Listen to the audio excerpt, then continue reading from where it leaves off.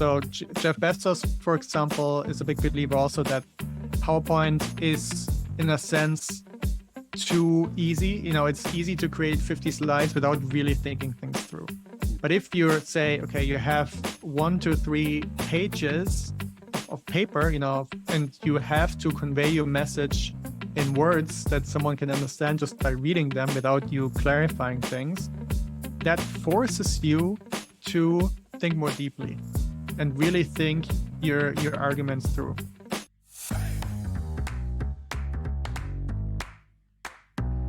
Hello and welcome to Tech for Finance, where we help finance professionals leverage technology to level up their lives. I'm your host, Adam Schulzen, and in this episode, we're chatting with Christian Wattig, FP&A educator and founder of FP&A Prep.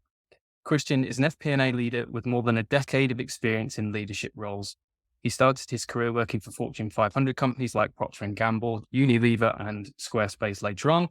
Christian now leads his own education company where he teaches FP&A skills to finance and accounting professionals. He runs corporate trainings and a cohort-based course called FP&A Bootcamp.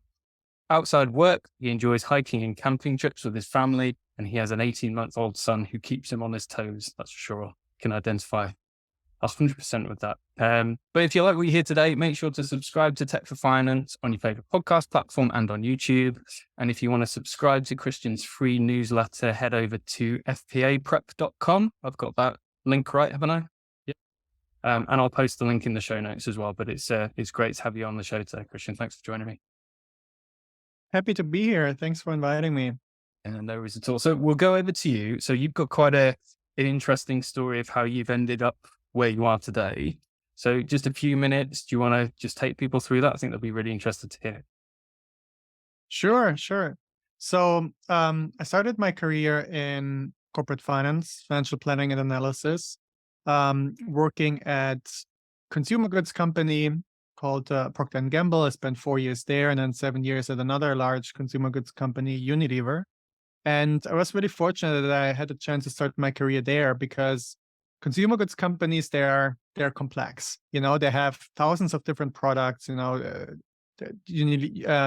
has detergents and tea and personal care products and paper products. Lots of different products. And those products, they need to be designed. There need to be new ones that have to come out on every now and then, and they need to be produced and then stored and shipped. And so there's a lot going on, a lot of moving pieces. And that's great when you work in finance, because it means that there is a lot that can go well, a lot that can go not so well, and the role of finance is to bring visibility to that and to show what's working, what's not working, which strategies are working, which strategies are not working, and what to change, ideally, to move the company forward. And so I had a chance to partner with different parts of the companies there. And I always preferred and chose the roles where I was working closely with the business, because to me, that's really where what I enjoy most about working in FP&A is partnering with, let's say, the sales team and helping them find a way to, yes, sell more, but sell more profitably, right? To find the right balance there. Or partnering with the marketing team and figure out how we can tweak the product and tweak our messaging to reach more people, while again keeping profitability in mind, etc. And so I had a number of different roles there. About every 2 years, I moved into a different position inside of those companies because they're large companies. And when I was working at Unilever, I also had the chance to work in the learning and development team for finance. I've done that while I was leading the FP&A team that worked on the marketing budgets. And I also ended up leading the team. And that's where I first really realized that I enjoy teaching, because I developed Excel courses for my fellow finance colleagues. And I realized that it's just really rewarding to teach something to someone and then see their eyes light up when they get something, and that really got me hooked and got me thinking. And then a little while later, I was approached by Maven. It's a platform, it's a company where they help creators create cohort-based courses. So there's a live courses, and they taught me how to translate what I learned into a course, into an engaging experience, because I think it's really important for adults to learn in a way that they can participate, that they can become active, that they can do, role plays and case studies and exercises, quizzes. And that's how I designed my course. I launched it in the end in the end of 2021, and yeah, I was really blown away by how fast it grew. I'm teaching financial planning and analysis skills to mid-career, early mid-career, and also sometimes late career finance and accounting professionals. Most of my students are in small, medium-sized companies where, they don't have a mentor, they don't have anyone to talk to about how to be more forward-looking, how to do a forecast, how to build a budget, how to do analysis. And so they come and take my program. And it has been growing and growing. Now I recently celebrated my 300th student, Wow. and that also, that really, I've been thinking for a while on seeing if I should make the switch and become an entrepreneur, because it's a dream that I've had for a really long time. But I was always a bit hesitant, always a bit risk averse. I have a finance background. A lot of people have a finance background are a bit risk averse.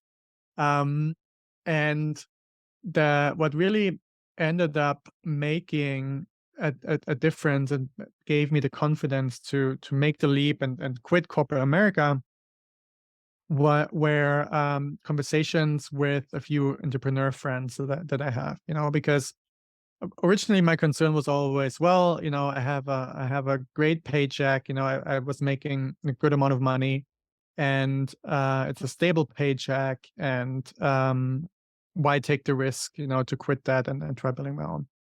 But what I realized after talking to other entrepreneurs is being employed in a salary job is also not free of risk, right? And actually, in the contrary, you could get laid off at any time. I'm working in tech, and we've seen, unfortunately, many layoffs in the tech industry recently. And the thing is, when you get laid off on your job, you don't see it coming. Your performance may be great. You may be thinking you're doing well, and all of a sudden, that's it. And on the other hand, when you're an entrepreneur, especially when you take a close look at your numbers, you should be able to see when revenues are slowing down and when, things aren't working. And then you still have the chance to do something. It's in your control, at least to an extent, to see, hey, maybe we can pivot, maybe we can try something else, maybe we can try to reach a slightly different audience. And yeah, so that really gave me the confidence to say, hey, there's a risk in everything. Working for a company isn't risk-free. And when I'm an entrepreneur, yes, there's different kinds of risk, but I have the ability to adjust and, make the most out of it. And that's why I made the decision to leave corporate America.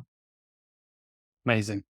Amazing. And I think that probably speaks to a lot of our listeners that are looking to diversify, shall we say? Because it's the same when you look at an investment portfolio, don't you? I mean, even if you decided to invest in the S&P 500, for example, or FTSE over here in the UK, that portfolio isn't just one company, right? That's an investment that's spread across a lot of companies, right? So why would you hedge bets with one employment? And we are seeing more and more of that sort of side hustle passion project type thing in the finance space.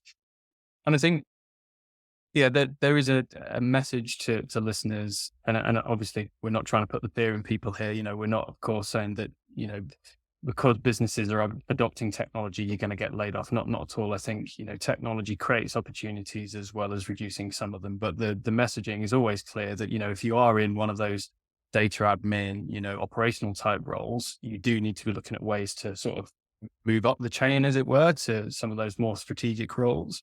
But obviously it varies company to company. And of course, now it's becoming easier and easier, as you mentioned, to take the knowledge that's in your brain and make some money from it, right? So you amassed a large amount of knowledge, and Maven was your platform. It's not the only one, Gumroad, there's plenty that you can start producing guides, courses, and all of that sort of stuff. One question that I had for you, and this is maybe more of a personal interest and interest of the audience, but it comes down to what you mentioned about learning style and people learning in different ways. And when you look at the different learning platforms, so, you could buy a guide, PDF document, because some people like to read, right? Or you sign up to a set of videos, a video course, for example, which is on demand, or you do a cohort, which is a specific moment in time. So personally, I've always preferred more of the video-based learning whereby I can log in and do it in my own time. I've never really entertained the concept of a cohort-based learning experience whereby, it's a date, you commit to the date and you learn with a group of peers. So I don't know whether you can talk, and this maybe relates to some of the listeners' challenge that are, looking to upskill and that sort of stuff.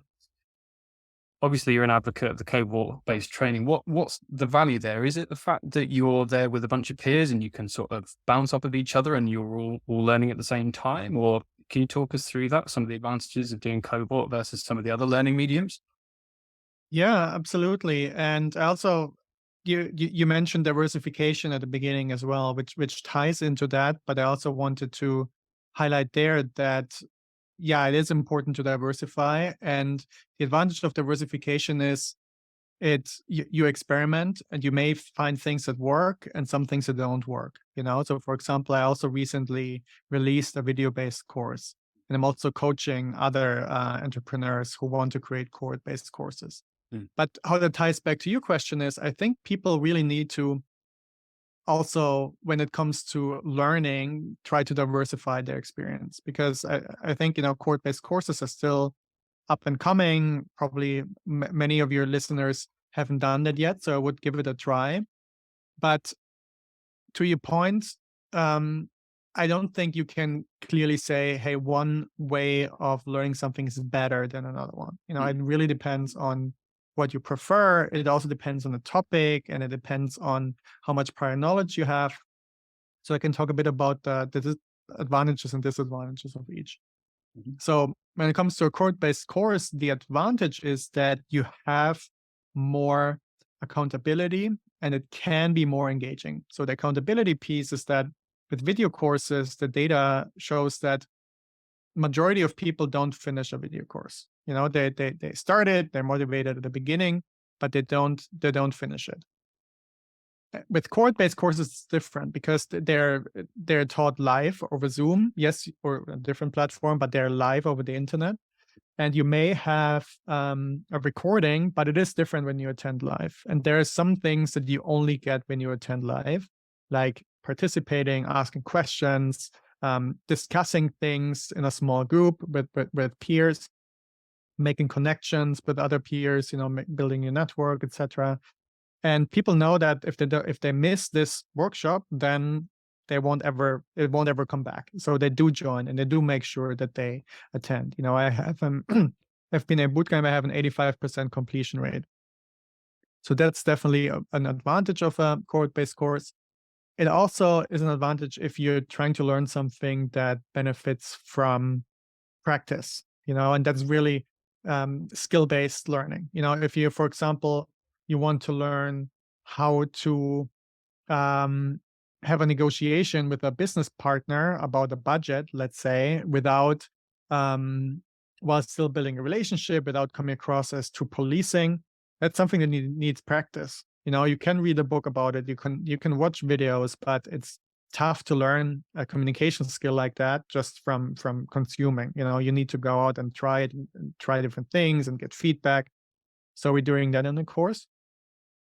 But there are also disadvantages to cohort-based courses. So for example, I love listening to audiobooks and to podcasts at 1.5x speed, or sometimes even 2x speed, because there are often, like, no teacher will always serve you content that is always the most perfect for your situation, right? That's just impossible.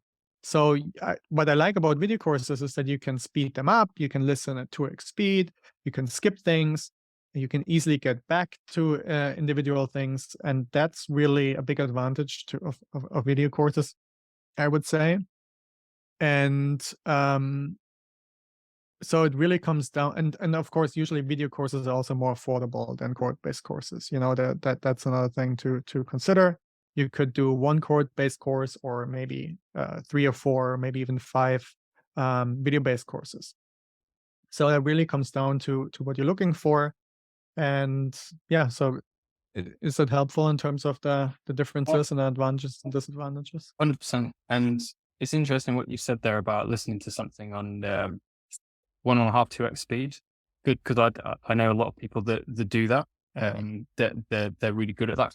For me, it doesn't work, and maybe it's, I've got a bit of a music production background, and to me, listening to somebody speak quickly, it just sounds a bit unnatural. So I really Mhm. struggle with it personally, but I understand the advantages, and it's kind of the same concept as if you were to can't remember who talks about it. Maybe Derek Sivers on the Tim Ferriss podcast or something like that. But he very much, or whoever it was, very much encouraged. Don't think that you've got to always do something from start to finish. Yeah. So take the example of an ebook, for example. Don't think that you've got to read all of the background and the intro and all that sort of stuff just because you paid. Skip to the piece that speaks to you. And I find that sidetracks that shortcuts a lot of the work for me when I'm doing sort of learning that way. And of course, if you get a Kindle book, right, and you download the book and it's rubbish, you can give it back. Not quite the same for a cohort-based course or for a video learning course, unless there's a refund policy, of course. But it just comes back to that point that you're making about how everyone has a different learning style. And so no, I think that's really valid and very useful for everyone. So.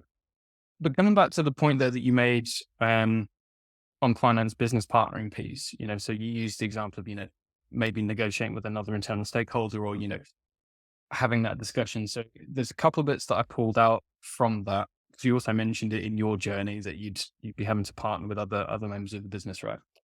One thing that I'd stress, which was a pro of what you said on the cohort-based training is, and we've mentioned this before, is practice does make perfect. And you see this in sales all the time, whereby, if you cold call somebody without rehearsing beforehand, practicing on your customers, and it's not necessarily the best approach. You don't want to practice and fail on your customers and potentially damage relationships. So the more that you can drill and practice ahead of time, and putting a bit of a tech piece on that. And again, one-to-one with a human is obviously very, very important. But as a starting point, if you do want to do self-practice without either investing or, having to find somebody to practice with, there's all sorts of tools now. And I'll drop some of it in the show notes. I can't remember what it was, Speechify or something like that. So are like AI coaches. I mean, PowerPoint's got the presentation coach in it, hasn't it? And I spoke to Suf about that a while back, whereby it will have a go at you if you're speaking too quickly, probably like I'm doing now. And it will say if you're putting too many ums and ahs and all of that sort of stuff in it. So it's very easy to get a tool with some of the more, I guess, basic soft skills, whereby you're able to practice before you then commit to finding a one-to-one coach or going onto a cohort-based training. I mean, I don't know whether you've experimented with any or anything like that, but I thought it'd be worth mentioning that, the practice piece is becoming more and more important, because you don't want to end up in a meeting having never presented to anybody in, that sort of capacity before. Yeah, no, I actually wasn't aware that PowerPoint has a feature where it listens to you and then tells you, how many filler words you have. Definitely, you need to check that out. Thanks for sharing that. Yes, it's fine. And it's interesting. I mean, it's still not perfect, right? It used to only be available in the online version of PowerPoint, which is why a lot of people can find it. It's in the desktop version now. Obviously, you've got to have, the Microsoft 365 plan or whatever it is. I don't know, but it's, I think there's two buttons, rehearse with coach, and then there's another one that does the AI piece. And it's quite useful because it will give you live guidance as you're practicing, but then it will give you a little dashboard at the end that's like a stats and graphical representation of what you just did. And that's when it gives you sort of a one-page feedback on how you've done, so that you can then improve after that. But as I say, there's endless apps that are voice coaches that you can download on your phone as well. But I guess Mhm. that crosses over nicely into one of the topics that we had, which was a post you did recently, which in big red writing said, PowerPoint is dead. And I don't want to give too much away, but I think if I've understood correctly, the gist is, I don't know what those to do with attention spans, but it's the concept of having a massive presentation that is very difficult for people to digest. And maybe people should be thinking carefully about how they can condense that information. So I don't know whether you can explain a little bit more about what that was all about. Yeah. So when you're working in FP&A and financial planning and analysis, your ultimate goal is to make recommendations about how to move the business forward, how to capitalize on opportunities or mitigate risks. And oftentimes, in many companies nowadays, these recommendations are made with PowerPoint decks. A long presentation. I've also worked at companies where every month we would put together 50 slides. That's I'm still doubtful that really everyone read each and every slide every time. Um, and a lot of people aren't aware that there are alternatives. And th- th- so, for example, a friend of mine recently joined Amazon, and when he was in one of the first big meetings, he was surprised that at the beginning of the meeting, no one was talking. Everyone was just looking down and seemingly reading something. And that's because at Amazon, they have a really strong one-pager culture. So Jeff Bezos, for example, is a big believer also that the PowerPoint is, in a sense, too easy. It's easy to create 50 slides without really thinking things through. Mm. But if you say, okay, you have 1 to 3 pages of paper, and you have to convey your message in words that someone can understand just by reading them without you clarifying things, that forces you to think more deeply and really think your arguments through. At P&G, where I started my career at Procter& Gamble, it was the same thing. The general manager I worked at, he said he would not accept any recommendation, any piece of decision making, any decision meeting where the recommendation doesn't fit on one piece of paper. So we ended up getting very good with small font sizes, creative use of space, etc. But really, the point is that a lot can be lost in PowerPoint, and it's also um, really summarization involves thinking. That's where it comes down to with one pagers. But it's not just that it helps you as the writer, as the presenter, making better decisions. It's also, I would argue, a much more efficient use of other people's time. Because in a traditional presentation, you have a meeting, maybe it's an hour long. You spend 50 minutes going through the slides, telling people what's on the slide, maybe giving a bit more background. And then the last 10 minutes about questions and maybe hopefully making a decision. But that's not the most efficient way to transfer knowledge, transfer information, because people may have different background. They may know some of the things you're presenting already, and that may differ by meeting participant. And people usually also get things faster than the time it takes you to slowly walk through a slide. So if you give people the information ahead of time with a one pager or a 3-page memo like it is at Amazon, then they can read it at their own time. They'll go through. They can skim quickly the things that they already know, reread maybe the parts that they don't know, and prepare questions ahead of time even. And then when you have the meeting, you spend it effectively, which is really having a discussion. Everyone's on the same page. Everyone knows the facts, the recommendations, the downsides, the pros, the cons. And then you talk about it and you make a decision together. And another advantage from that is that it's easier to do post-launch analysis. So with that, I mean, let's say you went through with the project, and then half a year later, you want to look back and say, okay, everything we said ahead of time, all the financial analysis we've done, how does it compare to reality? And when you have a 50-page PowerPoint deck, maybe also 2-3 versions of that, it can be difficult to find, those assumptions and really what the agreements were. With a one-pager, it's much easier. And by the way, yes, it takes more thinking, it takes more effort to produce them, but it can also save a lot of time for the preparer because you don't have to worry about formatting, you don't have to fiddle, with font sizes, etc. You do all in one pager. But I want to also, caution a little bit in that, yes, I would definitely recommend people experiment with this, but it doesn't work in every situation. So it works really well for making recommendations, trying to get a decision internally. But when it comes to board meetings, for example, or presentations with investors, I would caution against it. And I would argue that, that's a situation where you may want to consider sticking with PowerPoint. And that's because with one pagers, you kind of have to let the cat out of the bag right away. You have to put, and actually the recommendation is that's how P&G does it. You put your conclusion at the very beginning and you write it in a way that people they get the most important messages first and they can stop reading, when they feel like they get it. But when you have a board meeting or investor presentation, something like that, a high stakes situation like that, sometimes you want to warm people slowly up or you up to an idea, or you want to, if you have bad news to share, maybe you want to first share the background on why that's the case, what happened, all the analysis you've done until you share the bad news. And with a one pager, you can't do that. You can slowly tell a story and build up a story. Yeah. And the other advantage of a presentation format is that visuals can be a bigger part of your storytelling. You can have your graphs, you can explain what those graphs are. You can include graphs with a one pager, but they usually go in the appendix, or you maybe have one at the beginning. So if it's a very complex topic that's very multifaceted, where you have to look at it from many different angles, maybe a one pager isn't the right way to do it.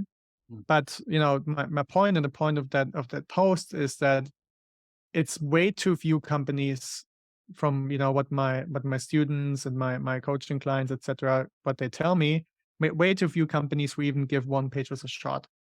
And that's really my recommendation here, is to see in which situations they can apply and just give it a try. It can save a lot of time for people, and I believe result in better decisions. Yeah, and I think that's the key, isn't it? It's almost that decision prior to the meeting of what's the best medium for this. Because as you say, if you are trying to tell a bit of a story, if you're trying to sell something or sell an individual on a concept or something that's happened, you're not going to be able to do that in one page. But likewise, so a while ago, and it went out in the newsletter, I did digital acceleration framework, and the back of it, because we were talking about digital projects to improve communication, and all of that sort of stuff. I did a bit of a communications matrix that said, look, pick your battles, right? If it's really important and urgent, then sometimes a phone call will do. We don't have to schedule endless meetings and so on. And I think what we're talking about here is a similar thing. What's the outcome? What information do we need to impart? And how are we going to deliver that in the most effective way?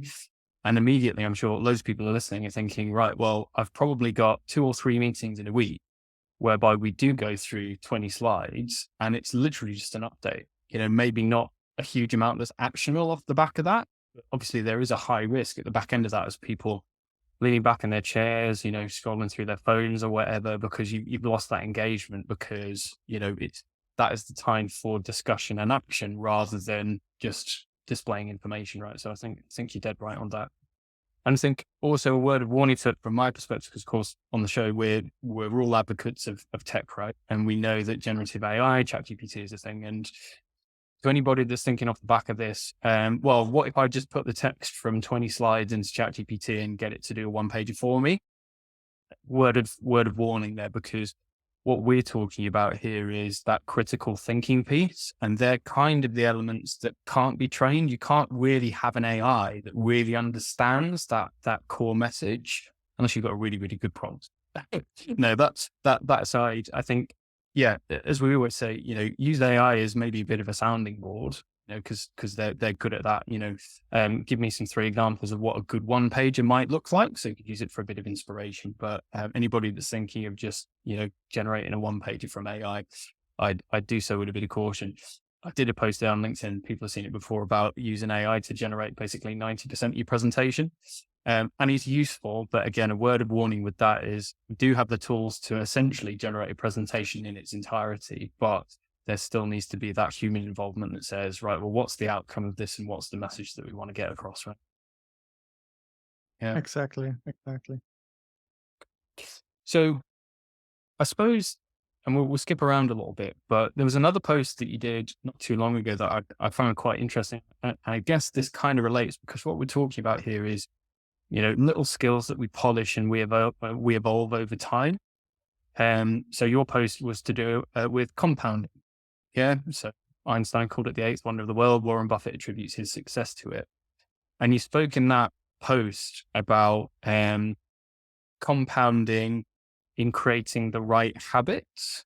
So I don't know whether you can talk about that a little bit, because I think listeners will find that interesting too.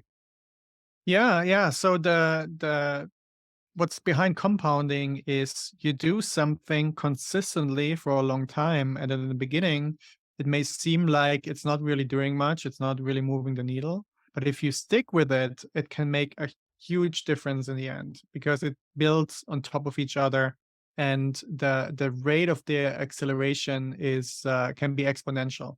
Because you're always building on more and more building blocks until you're able to move mountains. And so it really fascinated me that this is so um, how this principle works in finance. Warren Buffett, a famous investor, says that really, this is really what people sometimes underestimate, because it does seem like it moves slowly in the beginning. It doesn't seem like much, but if you stick with investing or other things, can make a difference.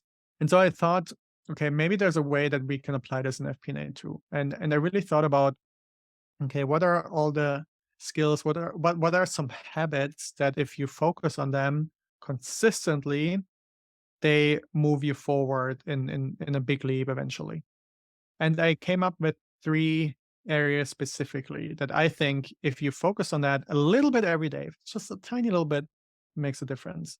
The first one is automation, second one is business understanding, and the third one is communication. I think really those 3 are huge, and I'm happy to dive a bit deeper into those. So automation means we're we are looking at our process and looking for things that are repetitive, looking for things that are just manual, time-consuming tasks that don't really add value. And what do I mean with not adding value? So let's take an example. Let's say consolidation, right? Let's say you have multiple legal entities and you need to create a financial reporting that combines all the financials of those legal entities. I argue that that's an activity that's not adding value. When I say that, people always say, but wait a minute, isn't it important to consolidate your financials? Like, isn't it important to look at the business comprehensively? And yeah, it's important. But what I mean with it's not adding value is if you spend more time on consolidation, it doesn't give you a better result, because it's either it ties, either it works or it doesn't. And so I would encourage you to look for activities that are like that, things that if you spend more time on them, it's not driving the business forward. And all of these activities are ripe for automation. But I think, and I'm also curious to hear, Adam, what you think, because you have a lot of experience in this topic.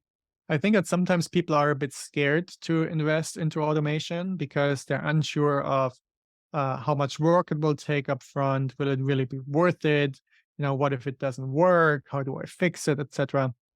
So that's why I think it's a nice approach also that works for compounding, because there are small things you can do in your day-to-day job that don't require hours and hours and hours of upfront investment, but small tweaks. For example, going through your Excel files and checking if you're ever copying something from one Excel sheet to another. You should never do that. There need to be better ways to do that. For example, you could record a quick macro that moves the numbers from one sheet to another one. You can see if you can change the process and how the data comes in, so you can go directly to the source rather than skipping through files.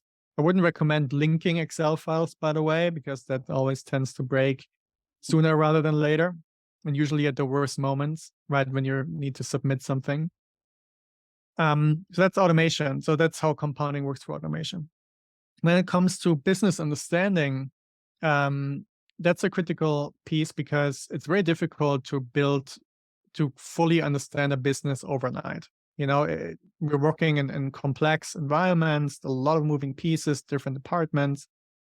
But at the same time, it's critical, especially when you're working in FP&A, to build that business understanding, because that's how you can do more than focus on your narrow finance process. And, that's how you can do more than cut budgets and update forecasts.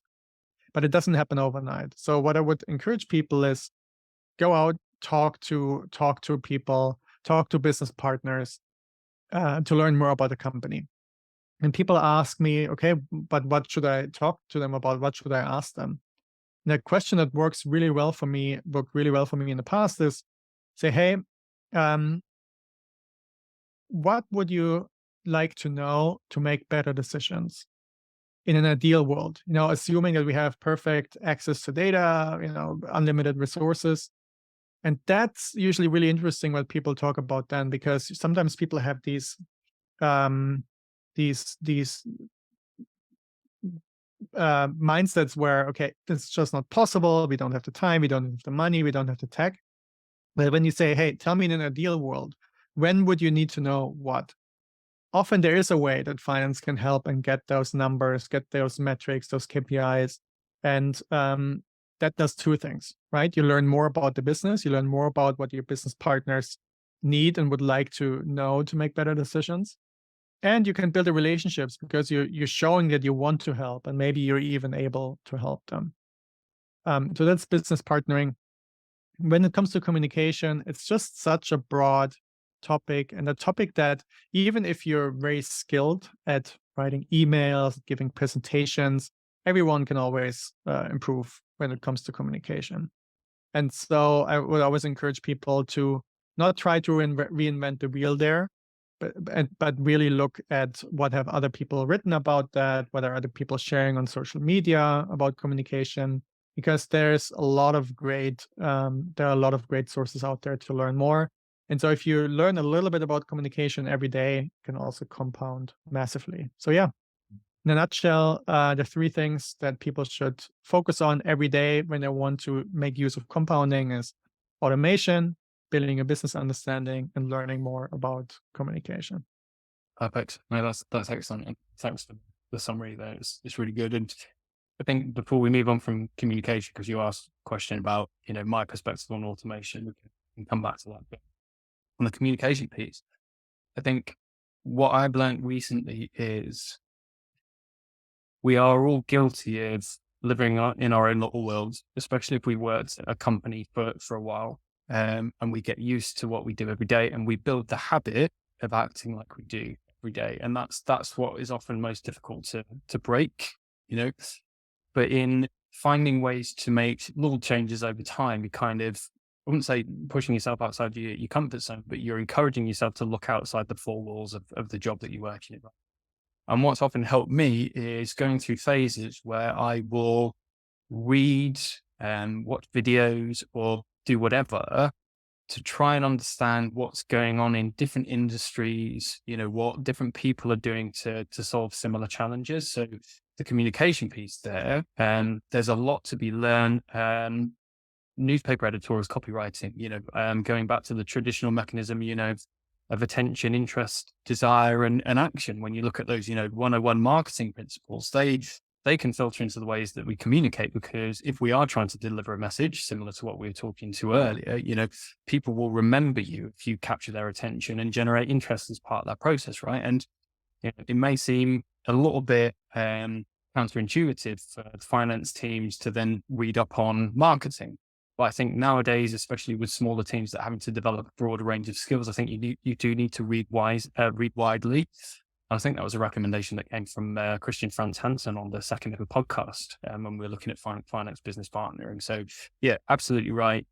A little bit of reading on different types of communication, even if it's not to do with finance and it's in a completely different industry and sector, I'd encourage that, because it will encourage you to think a little bit differently. But coming back to the automation piece, and it's really tricky now, and we're in a world now where there are so many different applications and so many tech companies that are evolving overnight. It's so difficult to even know where to look, right? And I speak quite vocally. I was on the Finance Master audio show last week with Anders from Business Partnering Institute, and I spoke quite vocally there about the concept of AI anxiety, which I think a lot of people identify with, because even as somebody who's a, quote unquote expert in the space, it still gives me anxiety because every day I think there's no way I can keep up. What's going on? What do I focus my attention on? What do I do? What do I don't do? So the first piece of this is for people to maybe not worry too much because everybody's got the same problem. And as I always say, when it comes to AI and automation, chances are that the applications that you use already, Microsoft Copilot and some of the stuff going on at Google, they'll likely be built into the applications that you use every day. And going back to that point that I mentioned earlier about, taking a 20-page PowerPoint presentation, chucking it into a generative AI platform, asking it you to spit out a one-pager, that's an example of AI being used as a co-pilot. And we'll see that as with Microsoft's Copilot, open a Word document, type in, can you create me a template for a performance review or something like that? And it will spit you out the structure. So I think that's a really good use case for basic automation to soak up some of that really low level admin stuff there is just no value in. So that aligns with your point earlier there, Christian. I think the next thing that people need to look at when they look at namely their time, because that's the most important bit. And I've got a question to you about because you were on a session about speeding up month-end close not too long ago. So I'll ask you a question about that in a second. But we need to look at our jobs and think, right, well, what are the short-term objectives versus the long-term objectives? Because long-term, you might come to the realization that the systems and the setup that you have at the moment just won't scale. Yeah. You've got, a basic finance system and half a ton of spreadsheets.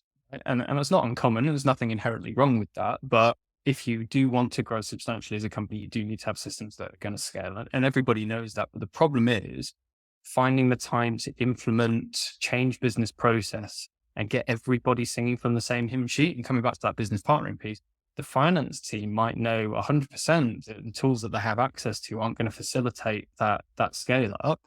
But other members of the business might not be bought into that yet. So sometimes you just got to accept we've got to work with what we've got to work with, and changing our foundational systems just aren't going to work. So that might be a long-term play that we've got to have consideration for, but what are the short-term wins that we can get from an automation perspective? And you mentioned a couple of Excel tricks that you can do there, Christian, but I'd always recommend mapping processes that you have. And sometimes just finding the time mapping the processes is a little bit difficult. But as I spoke to Abhijit about in the last podcast, I think 80-20 as an analysis mechanism is still just as relevant today as it always has been, whereby you look at your tasks on a daily basis and you say, right, what are the 20% of tasks that produce 80% of my results, right?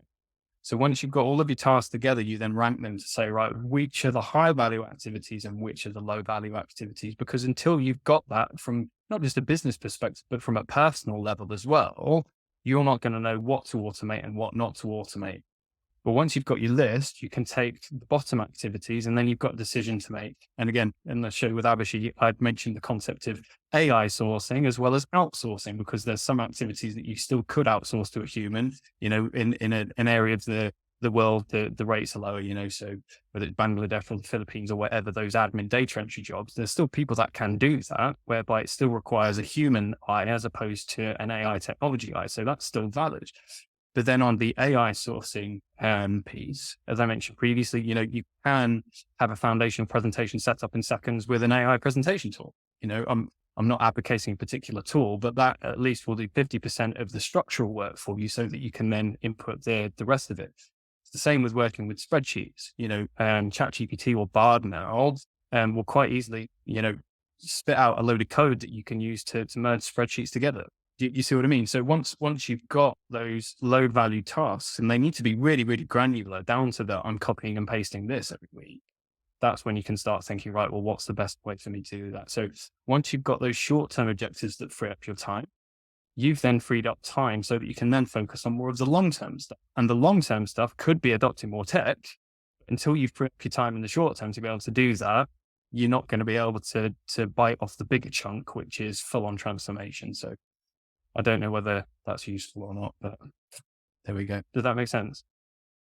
That makes a lot of sense. And, you're right that there are now so many tools to automate things, to automate processes. But what I wanted to remind people of is also that before you think about automating something, that shouldn't be your very first step. The first step should be hey, do I even need this thing? You mentioned 80/20. Do I even need this model, this slide, this process, and eliminate it, because we don't want to automate something that we don't really need. And oftentimes things keep building up, and people sometimes, don't take the time to look at what do I even need in terms of reporting, slides, analysis, etc. Mm. Then the next step, I'd argue, should be simplifying things, also before you automate it, because you don't want to automate an inefficient process, ideally. You want to make sure that the outputs are all needed and all um, uh, targeted and simplified enough to the objective you have. And then you move towards automation. Um, yeah, that's just some additional thought I had about that. But yes, they eliminate, simplify, automate. There we go. Got Yeah, an yeah. So this kind of ties together. So obviously in finance, there are some repeat activities that we can't get rid of. So month end, we need to generate reports. We need to box off those operational activities, whether it's recs, corrections. You mentioned consolidation earlier, which could form part of month end. So I don't know whether it was an exclusive webinar that you're on or who attended. When you did have that session on speeding up month-end close, but were there any sort of nuggets of information, any sort of recommendations that came from that session that you think would be useful?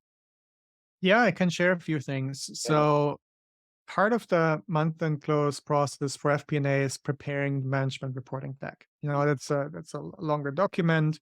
Talked about one pages before. Still, 90% of companies do it in PowerPoint form, so that's what I'm focusing on now. Yeah. And there are some tricks that I learned where you can save time there, speeding things up, without really having to commit to new tools. Just things that you can do with the process and how you're doing things. One complaint that people have is that there are just too many slides. They have 50, 60, 70 slides they have to create every month. And so a few things that I learned over time, what can help reduce that is, when you ask your business partners, or maybe even your boss, hey, which slide can we eliminate? Sometimes there's not coming much. They're hesitant. They don't really know what to say. So I wouldn't ask that question. I would ask them, hey, which slides would you like to keep? Taking it from that angle. And then usually they say, oh yeah, for sure, this one, this one, this one. But it's often fewer slides than you would expect. And then you can move the others in the appendix, and then eventually eliminate. That's one thing. And the other thing that's maybe a little bit more extreme, but it can work really well, is run what I call a skip test. Mhm. So yeah, when you're preparing the slides, you probably have an idea for which slides are less useful, less often, discussed. Just don't include them in the deck. And with that, I don't mean don't prepare them, because people may know this and ask questions. So I prepare them, but I don't share them in the deck. I just have them ready in case they get a question, and then see what happens. See if people ask for it. If anyone asks for it, oftentimes people don't. And I would keep preparing it for a few cycles, for a few months if you have monthly reporting, and then you can eliminate them. So that's a way in how you can reduce the number of slides. That's one way to save time. Another way that you can save time for with your month-end close is, often you get last-minute requests. When, let's say, your management reporting deck is due a week or 2 weeks after the close of the month. You may have some slides that are standard, but usually there are always new things you want to look at. And often it happens that you get some requests for additional slides a day or two before the deadline. And it can be stressful. People have to stay there, stay late, try to somehow scramble something together quickly. But there are ways you can avoid that. And one way that worked really well for me in the past is creating what I call a shell. A shell is an outline of your presentation where you have the slides and you maybe put the headline on it. You say what it will show later on, but you don't take the time yet to create the visualizations, create all the reports, update all the numbers. You just have one line about what the slide will show. And then I share that with the key stakeholders and with the leaders of the company, and say, hey, this is what I'm planning to put together. Does this make sense? Do you like to add something? And usually that's much easier for people to respond to, because if you just ask someone, hey, is there anything you want differently this month? Anything in addition? Oftentimes people say no. But then when it gets close to the deadline, some ideas come up and they share them with you. But if you give them something to look at and to review and to go through, you make it much easier for them to come up with things that they would like to see, and give you that early, so they can make a really big difference. Yeah, those are just a few points that I'm teaching when I talk about speeding up your month end close. Interesting. And I've never thought of it on those lines in terms of doing what is required to, I guess, the minimum level of understanding before then spending the rest of the time in updating everything. So yeah, I think you're absolutely right. Sometimes we've got to help ourselves and make our life easier, especially if we know that there's going to be something coming up just before. So I think Yep. that's valid. I think the feedback that I tend to get when we talk about month end, and it's slightly different to the topics that you've just spoken about there, is finance tend to have it working, pretty well, especially if it's an established business. Month end tends to be a well-oiled machine, unless your systems are fundamentally wrong. And, we do need to reinvent the wheel, but as I say, we won't talk about that. But the bottleneck is often waiting on information from other departments. And it's tricky because you can't control the point at which you might have data from another member of the team. So I don't know, take a construction business, right? We can't move on to the next stage of month end until we've got timesheets from, whoever, has done the job or done the site work, or, just an example there. And I've been thinking more and more recently about how to make that user journey a little bit easier for finance teams that are needing that information. And one example slightly different, and it's not directly month end, but I was speaking to a bookkeeper not too long ago. And we were having a chat, and I asked him, what information do you wait on? Where do you find most of the bottlenecks are? And he said, well, before I produce the month end reports, I need a certain amount of detail from my customers before I can compile everything for them.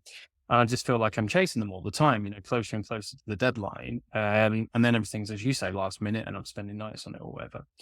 I think, and we won't mention any tools here, I think there is, going back to that automation piece, an element of automation that we can apply to sending messages to people. And I'm not talking about, half a ton of automated emails or anything like that. But in his example, it'd be easy for him to set up a tool that basically just sends a reminder to the appropriate person at a certain set of stages, similar to if you're doing your dunning and your credit collection and that sort of stuff. You just got a cadence of messages that goes to the individual that says, hey, I'm expecting this information for you by this date. You still think that's going to be okay? Or do we need to do something about it, essentially? And I think there's maybe some opportunities in finance if you are waiting from other people to start implementing some of that. I've heard of finance tools sometimes using project management tools like Monday.com or ClickUp and that sort of stuff. And they almost run their month end as like a mini project. You see what I mean? Where you've got assignees, and then one of the assignees might be a different department. So not directly related to what you've just said there. And again, I've not spent enough time with companies that are using those mechanisms to determine whether that speeds things up or not. But I think, comes back to your piece about communication there, if you're giving people enough notice on what you're expecting from them, and you give them an easy mechanism for them to give you that information that isn't another one of the 1,000 emails they've got in their inbox, it can sometimes help the process too. I don't know whether you've seen any of that. Yeah, no, you're bringing up a super common challenge that accountants and also FP&A professionals face, which is that, yeah, people have different agendas. What may be your number one priority, closing the books, doing all that, is just a small sub priority that of other people, where they have lots of other things on their plate that they think they need to prioritize. Yeah. And so what I learned over the years, what makes a big difference is two things. One is making sure that people understand why you need the information at a certain point of time, why it's important. That's often neglected. People just say, hey, that's a deadline, you have to stick to the deadline. Yeah, but people are people, and they want to understand things. People are, naturally curious, but also when something makes sense to someone and they understand, okay, it just always takes 3 days to do this because A, B, and C. And if I don't share it at this point in time, then all these other later things that are related are late too. And then people understand that, one, it's more salient, it's easier to remember. And two, they're more likely to, and it helps them prioritize because then they understand the repercussions of not doing it. Then they can compare that to what would be repercussions of if they delay something else on their plate. And they may hopefully come to the conclusion that they should rather delay something else on the plate rather than being late to you. That's number one. And the other one is nudging, because nudging means reminding people that something is coming up and that you need something and why you need something. And that's also something that I see sometimes people struggle with because they think, oh, it's rude if I send people reminders or follow up. But it's actually not. It's actually helpful because people have so much on their plate. They're getting so many requests everywhere. It is sometimes difficult to keep track of things.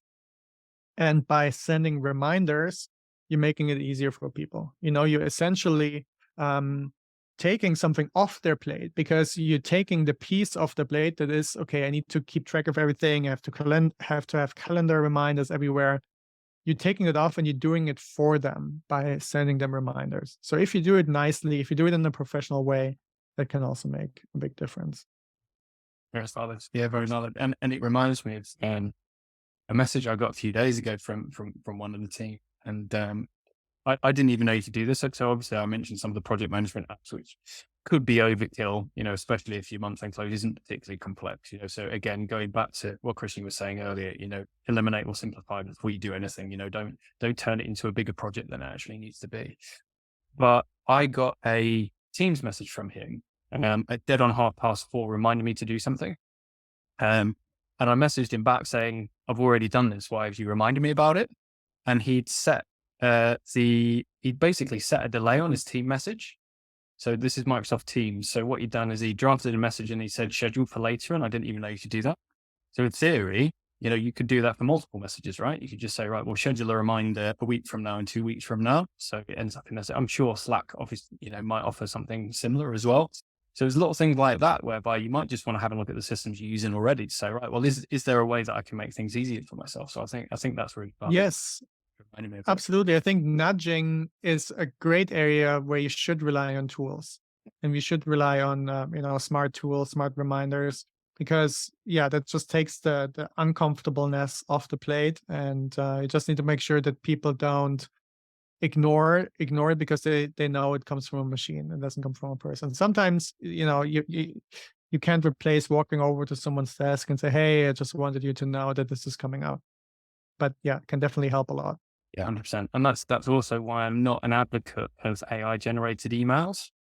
And I appreciate we're coming up to time, so we'll let you go in a bit, Christian. But that was one of the big things that people started talking about when ChatGPT was first released, right? If you get an email, copy and paste email and say, draft an appropriate response for this. Right? And it's just my perspective. I don't agree with that. Yeah, because to me, you're taking the human element out of it, and you're basically saying there indirectly, I'm not interested enough to reply to you myself. So I don't necessarily agree with that. I think there's times where you might want to have a blanket response for rinse and repeat stuff. And it's probably a conversation for another day, but coming back to what you said there earlier about last minute requests for stuff, I think there's an argument. We do have the tools now, and we just need to be sensitive with data because, of course, that is, of course, a concern with a lot of these AI tools now is the data secure? So I always preface any of this by saying, make sure that you check the small print with any of the tools that you provide to make sure that they're compliant from a data perspective. But I think when you look at some of the stuff that the guys at Sturkey are doing with their CFO chat and some of the other data to chat tools, for lack of a better term, I think there's an argument to say that if you do have repeat reporting or repeat questions that are asked, that you can give somebody else access to a subset of the data. So if people are asking those simple questions saying, oh, can I have an update on this? Or can you send this report? Instead of them having to come to you every time for the basic stuff that's at the very bottom of your 80/20 analysis, you just give them a facility to chat to the data to answer their own questions. That concept isn't new. That's been around since service desks existed, from a support perspective, knowledge bases, instead of having to speak to a human, just search the knowledge base. And I think it's now becoming easier and easier for you to create your own internal knowledge base, which then reduces reliance on people that are trying to do the value add stuff, but still allows other members of the business to self-serve.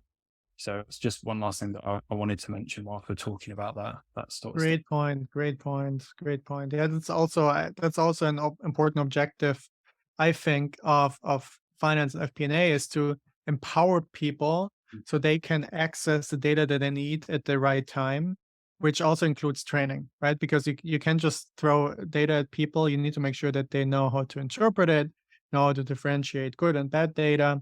But that to me is also a responsibility for FP&A. So yeah, and how people can make a big difference and have an impact in the company is by giving people that access to the right data at the right time. Absolutely. And don't think if you do the sort of stuff that, you'll put your own job at risk. We would say that the sole aim of all of this is so that we can be more useful to the business. We're not trying to cut ourselves out. We're just trying to repurpose that stuff so that we can concentrate on the stuff that matters, right? So I hope it's all 100%. And that's also, I think, really where when you look at the trajectory that AI in finance is taking, is definitely it will become more and more prominent. There will be tools where you can ask, your AI assistant, hey, revenue dropped by 10% versus forecast last month. Why is that? Right. And we'll come up with something.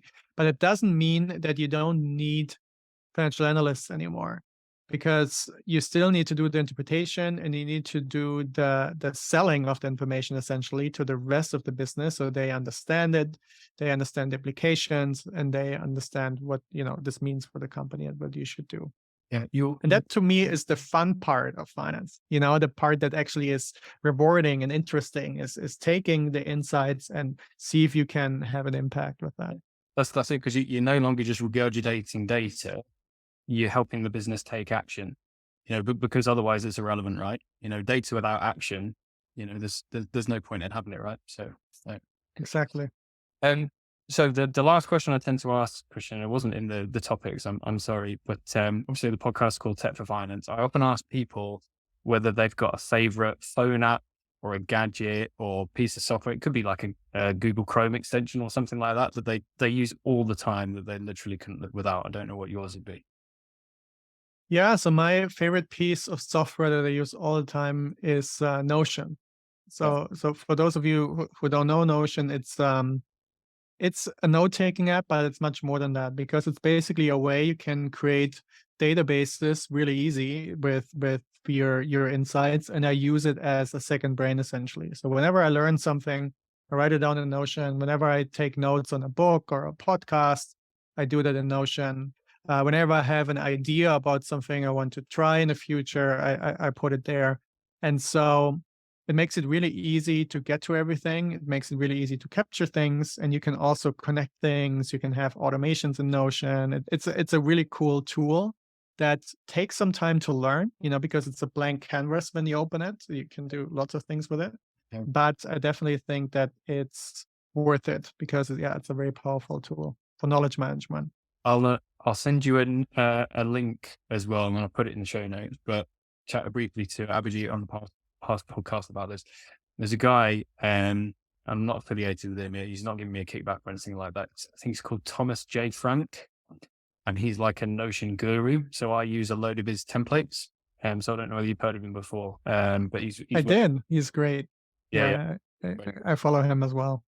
Very good. Cool. So where can people... Also not affiliated with Notion, by the way. That's fine. We should be, though, because we talk about it all the time. All good. So where can people find out more about you, Christian?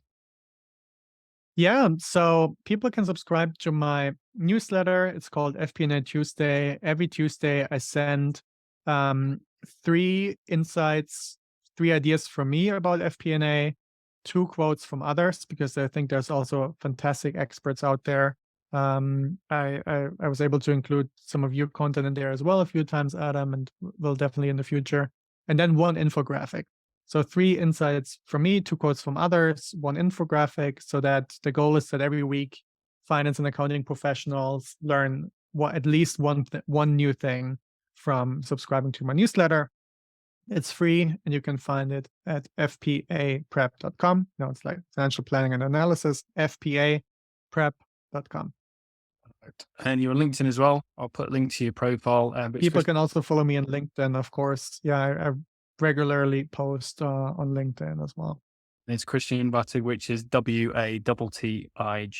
So if people want to search, if they're listening on audio, please do that. Perfect. Thank you so much for coming on, Christian. It's been amazing. Thank you, Adam. I really appreciate you having me. Yeah, no worries at all. And hopefully get to do it again sometime. Perfect. See you later.